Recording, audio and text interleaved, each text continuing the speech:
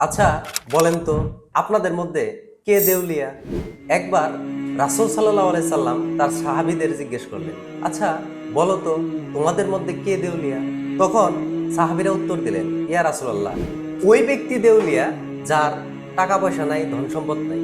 তখন রাসূল সাল্লাল্লাহু আলাইহি ওয়াসাল্লাম উত্তর দিলেন, না, আমার উম্মতের মধ্যে ওই ব্যক্তি দেউলিয়া যে ব্যক্তি শেষ বিচারের দিনে আল্লাহর সামনে পাহাড় সমান নেকি নিয়ে দাঁড়াবে, কিন্তু তিনি মানুষের সাথে খারাপ আচরণ করেছে, কাউকে গালি দিয়েছেন, কারো সাথে অন্যায় করেছেন, কারো ধন সম্পদ কেড়ে নিয়েছেন।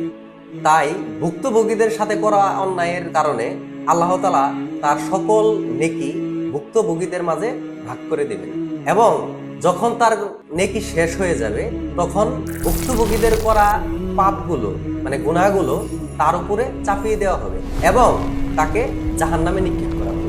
আর ওই দিন ওই ব্যক্তি প্রকৃত দেউলিয়া।